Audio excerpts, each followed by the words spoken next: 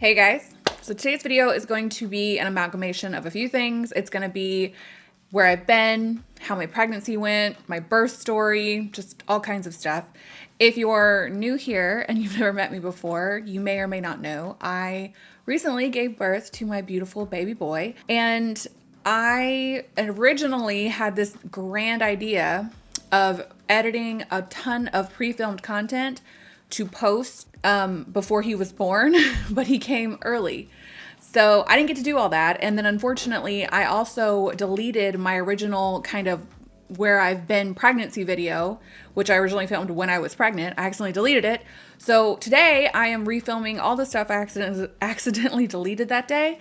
And I figured kind of as a blessing in disguise that I deleted my original pregnancy video, because now I can throw my birth story in there if you're interested in it. That all being said, I am batch filming. I am a new mom. My baby is 2 weeks old and I'm actually filming at 8:30 at night, which I have never done. I've always been like a daytime filmer, never a night owl when it comes to filming. I just drink a cup of coffee. Like, I'm full blown on night shift now, and I'm too lazy to change the look for every video I'm gonna film today. So love me through it and let's get started. So the last time you guys saw me was in November of 2022. I had recently found out I was pregnant. I think I was just entering my second trimester at that point. And my pregnancy, while as a whole was amazing, obviously, because I have my son now, it was hard. There was a lot of hard parts about it. And I guess I'll just try to go in chronological order. When I first found out I was pregnant and when I made my video kind of announcing my pregnancy, I was in the throes of god-awful morning sickness. And I actually have, some of you know, another child. I have a daughter who will be 18 in October. Like, I spread these kids out clearly. I was pregnant with her such a long time ago that, like, there are big things I remember about that pregnancy. And the biggest one I really remembered and I never forgot was morning sickness, because I am not someone who has digestive issues. Like, I don't get an upset stomach very much. I don't know. It's like, it's a barrel drum. I can eat whatever I want and don't tend to have any,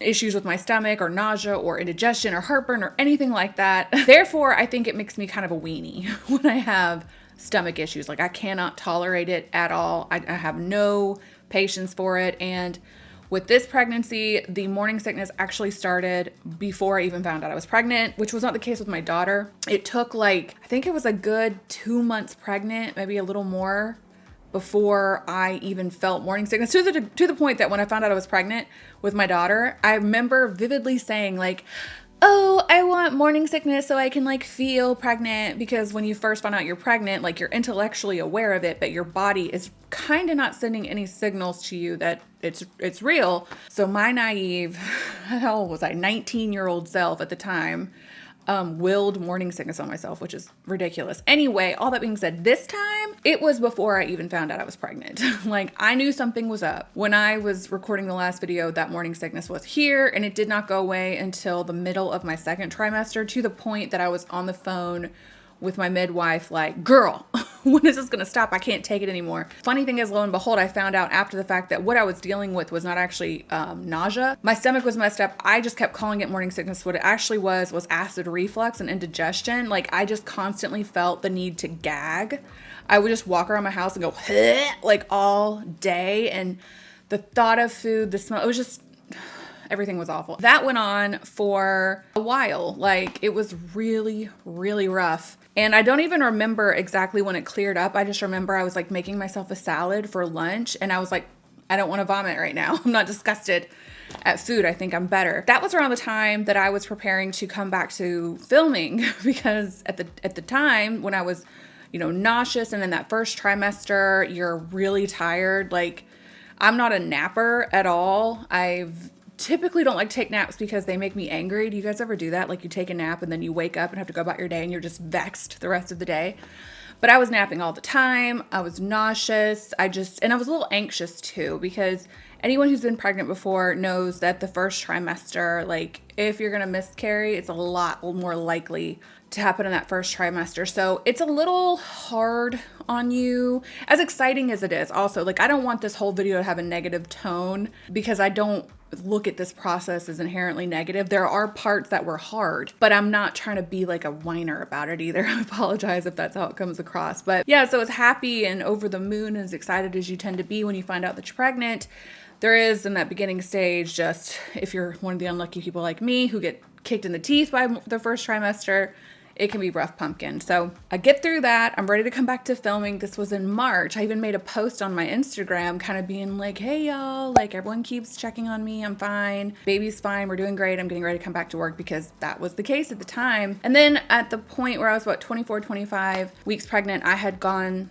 to the doctor for a routine checkup and found out that I might have cancer. And I'm laughing because I'm uncomfortable. Please excuse that. It's a really strange coping mechanism I have where I kind of laugh and make inappropriate jokes and I'm uncomfortable. But this is not something at the time that completely, I mean, horrified, but I wouldn't say I was shocked, because in 2020, I had my first cancer scare, and it happened at a time, couldn't have been a worse time, quite frankly, because in summer of 2020, when I initially found out I might have cancer, my mother had passed away like 6 months prior from cancer. And you may or may not know this, like I said, depending on how long you've been following me, but I also would later go on to have a full-blown like mental breakdown, basically, where I developed panic disorder, anxiety disorder. I had to go to a mental hospital for it for 4 days. It was really bad. And it started, like, that whole spiral of my mental health completely declining started when I found out that I might have cancer. I think understandably so. Like, I had just lost my mother to cancer. I was told I might have cancer. Like, I had surgery. It was a whole thing.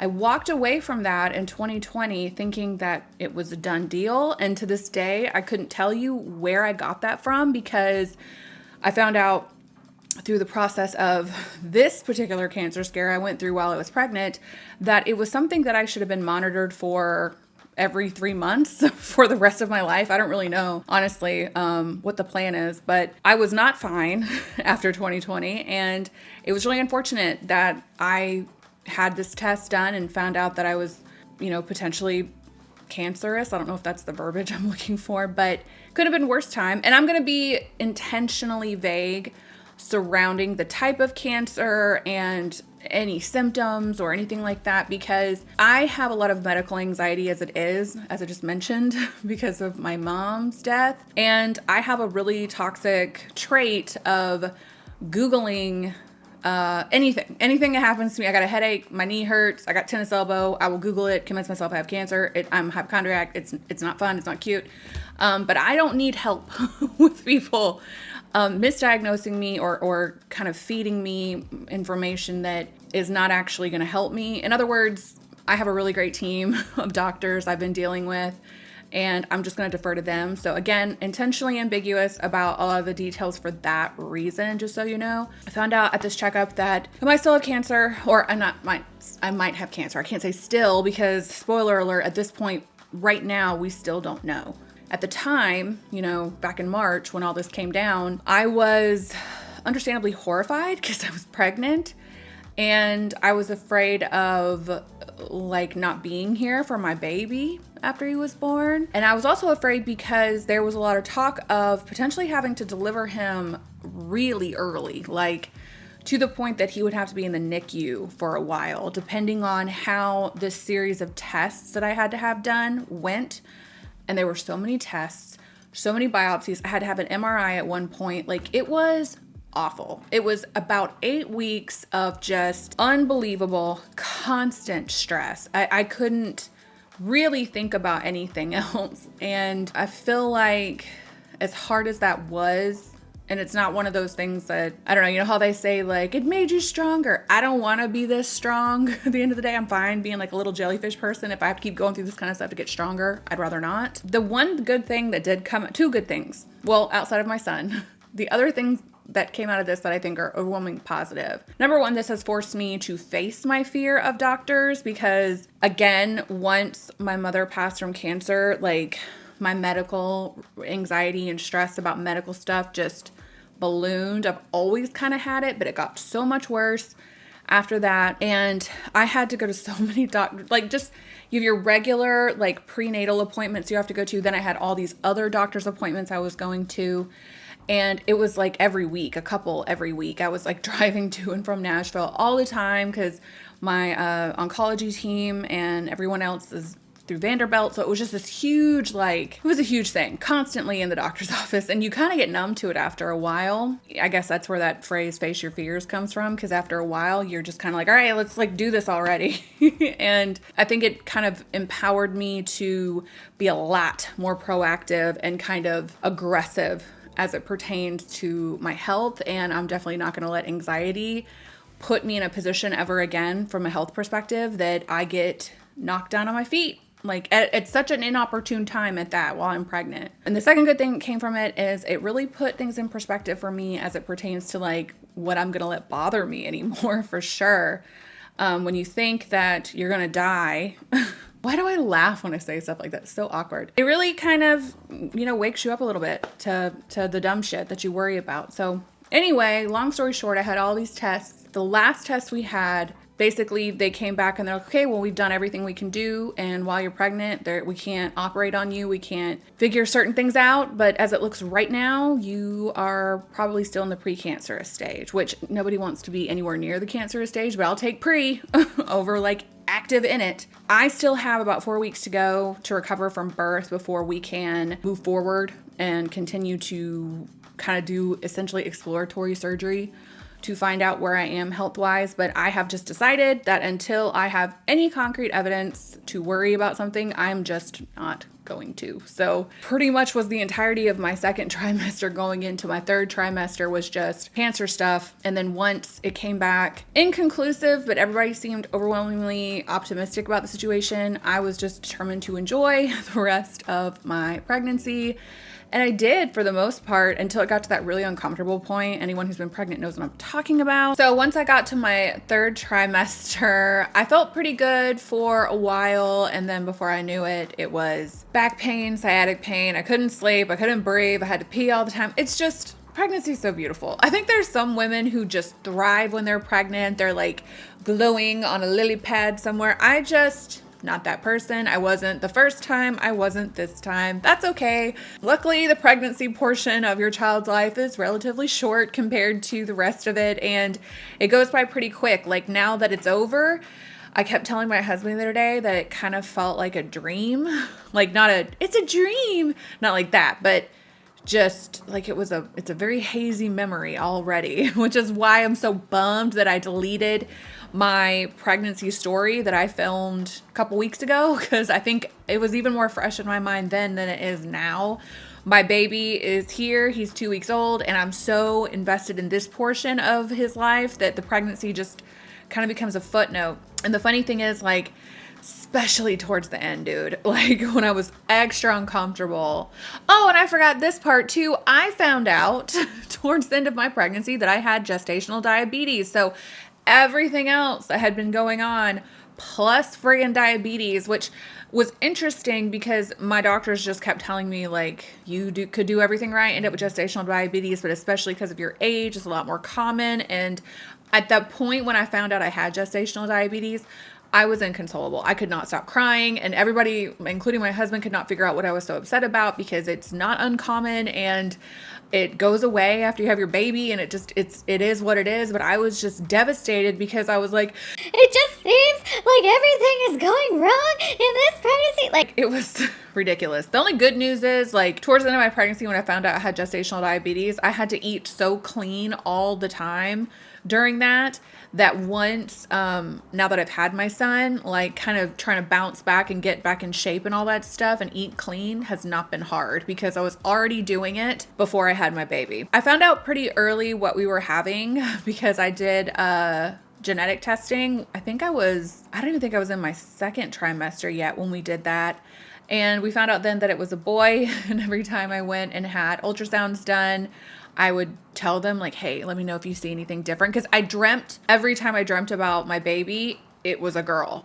And I just could not like get my head around the fact that I was going to have a boy. My husband was over the moon. Obviously, all men, you know, want a son. But I think with him in particular, like we didn't know if we were going to be able to have kids. We've been trying for years and it just wasn't happening. I think a big portion of that is because my husband's job at the time required him to be gone all the time. So our window of opportunity to try every year was very small compared to I think most people's.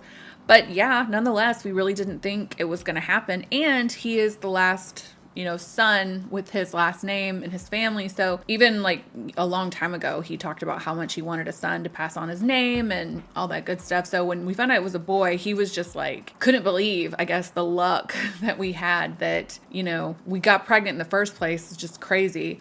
And it was a boy. I really didn't care, you know, what we had as long as it was healthy. That was my big concern the whole time was I just want a healthy, happy baby. That's all I care about. Everything else, I don't care. Yeah, even up until the point where he was born, like I still just couldn't believe I was having a boy because I have my daughter and I don't know, I don't have like a tomboy side in me. I just always remember like with my daughter when she was little, it was princess dresses, princess this, girly shit all the time. And clearly I'm here for that. And I look at my son and I'm like, what are we going to do, man? I'm going to bore you to death. I mean, I'm going to try, obviously, I'm going to try to get into boy stuff, but I don't know. I hope I'm a good boy mom. Some women just love being a boy mom. And but with my son, like I have to say, he's just so freaking cute. Like I just am obsessed with him. So I guess like at the end of the day, you can have this idea of how you're going to feel or what being the mom of a particular gender is going to be like. But once they're here, it doesn't matter. I think the only reason it feels like such a big thing when you're pregnant is because that's all you know about them.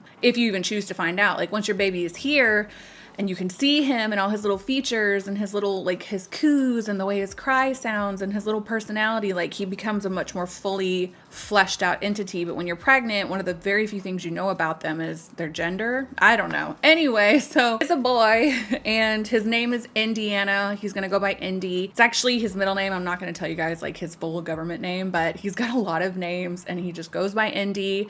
I call him Indy Bear or Indiana Banana. He's just such a doll. But let's talk about my birth story. So prior to me giving birth, I started feeling a lot of contractions. Like I had my son at 38 weeks, which is 2 weeks early. It's still term, it's to term, but it's like right there, shy of being considered preterm. And I actually had him at 38 weeks to the day. And prior to that, I would say for about 4 or 5 days, I was feeling contractions. And I had been having Braxton Hicks contractions for a while in this pregnancy.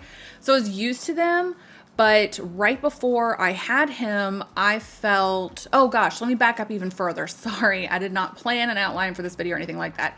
At 36 weeks, when you are a geriatric pregnancy, you have to go in and get an ultrasound every week until you deliver. Oh, you mean you don't have to, but you have the option to. And I'm psychotic. So I was like, yeah, we're going to do it every week. But at 36 weeks, we had an anatomy scan and a size. We had to see how big he was. Just like I said, for safe measures, they try to do it every week. But at 36 weeks, he was breech and he did not move.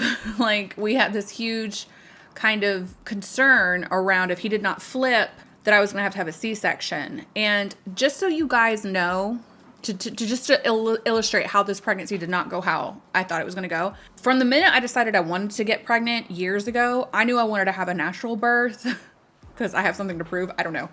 I didn't want medication. I didn't want any of that stuff. I just wanted midwives and I wanted to like do it all natural. I don't know. By the time the cancer stuff hit, I was like, I don't care anymore. Just, I need to chill. Whatever happens in this journey is going to happen. I'm going to really release all control. I'm not going to attach myself to anything. Again, I'm just going to focus on what I can control and be happy. And birth itself, like the crazy thing about it is if you're like me and you originally were planning on having a natural birth, you tend to like, you study like birth plans and breathing exercises and doulas and like there's all these moving parts to birth and these plans that you try to put in place, but you could do all the planning and practicing in the world and whatever is going to happen that day is going to happen. That's not to discourage anyone from trying to have the birth of their dreams or if you want to do it natural. I'm not trying to say that. I'm just saying for me, looking back on this whole thing, it's so funny how I thought I was going to be able to control or predict or plan for any of it. It just did not work out that way. So Anyway, I go in and we find out again my son's breech at 36 weeks. And, you know, we have time. We still have a month at that point for him to flip. But the concern is that they're not going to, because of my age, they would not let me carry past 40 days to the day. And the concern was that he needs to flip before you go into labor on your own. So we actually had scheduled something called an inversion for 39 weeks. Is that right? Yeah, it was 39 weeks. And for those of you who don't know, this is a procedure where you have to go get an epidural, and basically the doctor tries to flip the baby while the baby is in your belly. And when I was told that had to happen if he did not flip on his own, I kind of was just like, whatever. I just kind of felt like, do what you got to do. I don't know, whatever. If anything, being told that like there was a plan, as didn't matter what the plan was, just a plan, kind of was nice for me. I'm the eldest daughter in my family, and I'm a Virgo rising, so I'm a very big planner. Like, I love a plan. And again, birth, pregnancy, all of it just does what it wants to do. You just do not have any control over it at the end of the day. So yeah, in my naive little mind, there's a plan. And I'm having this baby no matter what at 39 weeks if he doesn't flip on his own, because when you go in for the version, you have to have an epidural. It's extremely painful. I'm not going to have an epidural, flip my baby, and then come back a week later and do it all over again. So the plan was I'm going to flip the baby and most likely have to be, or not even most likely, I'm getting induced at 39 weeks after he flips. And the downside of having a version is that if the baby doesn't tolerate it well, you have to have a C-section.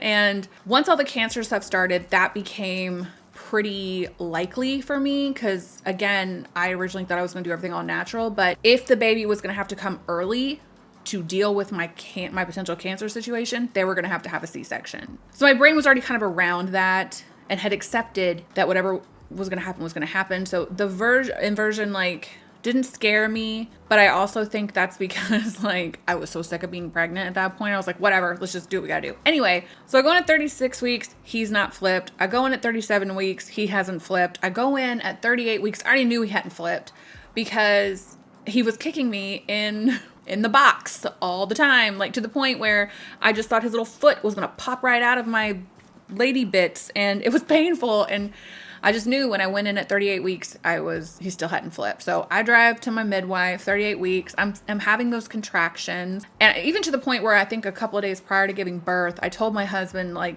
before I went to sleep, I was like, I might go into labor tonight because the contractions were not, timely. They were not consistent, but they were painful.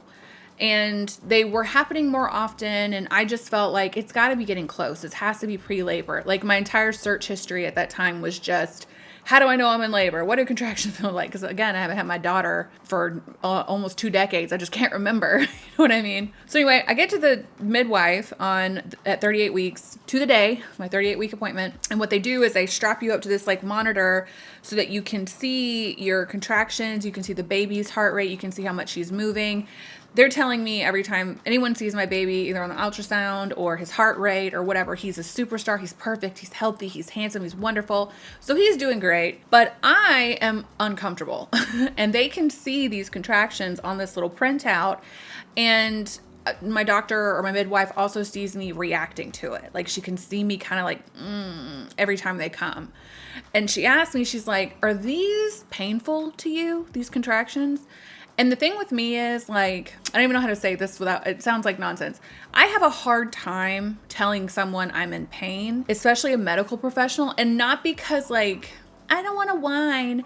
It's more like I almost gaslight myself a little bit, where it's like, I mean, it hurts, but like, does it hurt enough? Like, that's kind of how I felt about it the whole time. I was like, yeah, it hurts, but like, does that mean anything? Or am I being a weenie about it? Like, is this actually on a scale of 1 to 10? I hate when they ask you that. On a scale of 1 to 10, how much pain are you in? I don't know. Like, it hurts, but I don't know. Anyway, so I tell her, I'm like, I'm uncomfortable. And she's looking at the printout. She's looking at my face. And she's like, let's have you go to the hospital. I want them to monitor you because I don't want you to go all the way home and then go into labor and then, your baby's breech. Like, we need to be prepared. So I'm like, okay. I get in my car and I drive to Vanderbilt Hospital, and I'm thinking I'm just going to go in there. They're going to hook me up. I'm going to have to leave, drive home during rush hour. I'm kind of annoyed at this point with the whole thing. Also, side note, leading up to this day, every single day for about a week, my husband is telling me, pack your bag, pack your hospital bag, get ready. You need to do this. And I just keep putting it off and putting it off, because I think nothing's happening anytime soon. So anyway, I'm on the way to the hospital. I don't have anything with me. We don't have anything prepared or planned for me to go into labor this day, but I'm not particularly worried about it because I'm convinced I'm not going into labor. Lo and behold, I get to the hospital and they hook me up to the same little kind of device, and they're like, yeah, you need to prepare to have this baby today. And I was like, what? Like, my daughter was at work.